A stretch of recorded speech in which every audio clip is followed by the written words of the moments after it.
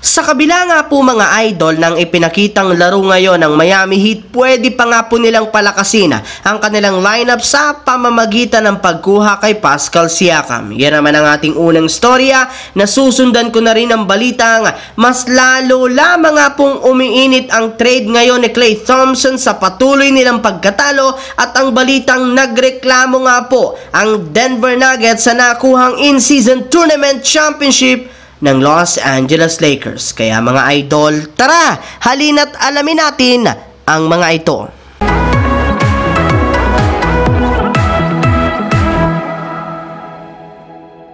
Bagamat man nahirapan ng Miami Heat sa kanilang game ngayong araw kontra sa Charlotte Hornets, nakagawa pa rin naman sila ng paraan upang makuha dito ang panalo sa score na 116-114. Salamat sa naitalang 24 points ni Duncan Robinson, 23 points, 8 assists ni Jimmy Butler at ang nagawang 20 points, 9 rebounds ni Caleb Martin. Kaya dahil nga sa kanilang pagkapanalo, umangat na nga sa 13 wins, 10 losses ang kanilang record sa Eastern Conference. Pero kahit man nga hindi pa ganun kagandahan ang kalagayan ngayon ng Miami, hindi pa rin naman nga huli ang lahat para sa kanilang kupunan. Gayong meron pa silang sapat na tsansa para makabawi at mapalakas nilang lalo ang kanilang lineup. At base nga sa pinakahuling nilabas na balita ngayong araw mula sa isang NBA insider, binabalakan na rin naman nga po ng mismong front office ng Heat na gumawa ng trade ngayong season para makakuha sila ng isang superstar na makakatulong sa kanilang kupunan. At isa nga po sa mga target nila ay si Pascal Siakam na ayon sa isang NBA insider na si Shams Charania ng The Athletic, tuluyan na nga itong ginawang available ng Toronto Raptors sa loob ng trade market. Kaya kailangan na lamang nga po ng Miami na mag-offer sa Raptors ng magandang trade package. Samantala, pumunta naman tayo sa ating pangalawang pag-uusapan sa balitang mas lalo lamang nga pong umiinit ang trade ni Klay Thompson.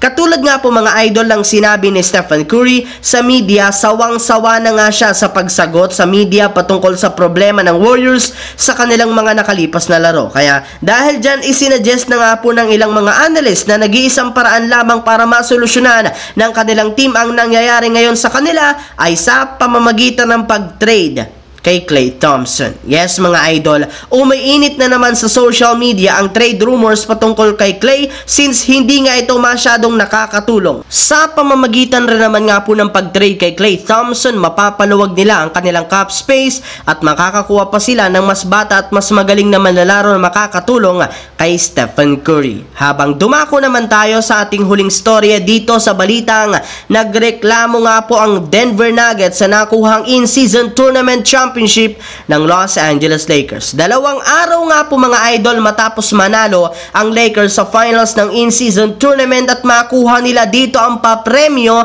marami para naman ngang hindi dito nakaka-move on since marami para namang mga fans at analyst ang hindi tanggap ang pagkakapanalo ng Los Angeles Lakers. At mas lalo lamang nga silang nanggigil ngayon nang i-anunsyo ngayong araw na maglalagay nga po ang Los Angeles Lakers ng championship banner sa kanilang susunod na home game sa darating na December 19 kontra sa New York Knicks. At kasabay nga po ng paglabas ng ganyang klaseng balita, mismong dating head coach na nga po ng Denver Nuggets na si Coach George Karl ang nagpost sa kanyang social media account na kapag tinahinga daw po ang championship banner ng Lakers noong 2020 Disney Bubble at ngayong 2023 in-season tournament, magiging isa lamang nga daw itong walang kwentang championship. Bukod nga po sa kanya, may ilang mga fans rin naman nga po ng Nuggets ang dada ng dada ngayon patungkol sa in-season tournament championship ng Lakers, gayong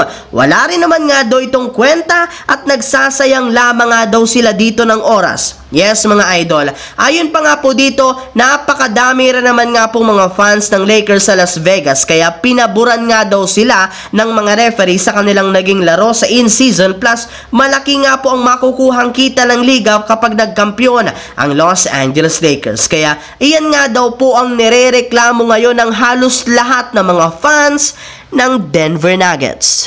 So yun lamang mga idol ang ating bagong balita ngayon na ating pinag-usapan dito sa aking YouTube channel. Once again, this is your J-Zone TV. Huwag kalimutang mag-like at syempre mag-subscribe na rin, pindutin ang notification bell sa akin channel para lagi kayo maging updated sa mga videos na pinapalabas ko. Shout out sa lahat ng solid na laging nanonood dyan. Maraming salamat mga idol.